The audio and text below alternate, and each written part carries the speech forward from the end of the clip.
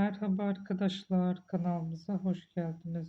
Bugün sizler için Can Yaman hakkında yepyeni haberler hazırladım. Can Yaman klasik bir oyuncu profilinden çok daha fazlasını temsil eden bir isimdir. Onun hikayesi sadece ekran başarısıyla değil, aldığı riskler ve yaptığı cesur kariyer seçimleriyle de şekillenmiştir. Hukuk eğitimi almış olmasına rağmen hayatını tamamen değiştirerek oyunculuğa yönelmesi onun kararlılığını gösterir. Kısa sürede elde ettiği başarıyı ise yalnızca fiziksel görünüme değil, disiplinli çalışmasına ve kendini sürekli geliştirmesine borçludur.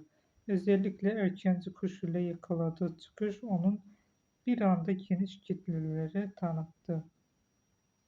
Ancak Can burada durmadı. Konfor alanından çıkarak kariyerini yurt dışına taşıdı.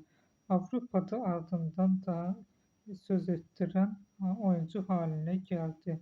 Onu farklı kılan en önemli özelliklerden biri de sınırları zorlamasıdır.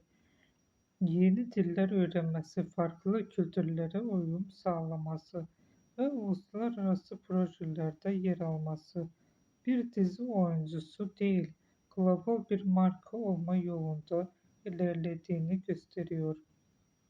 Kısaca Can Yaman başarıyı tesadüfe bırakmayan, çalışkanlığı, cesareti ve vizyonlu, kendini yolunu çizen modern bir yıldızdır.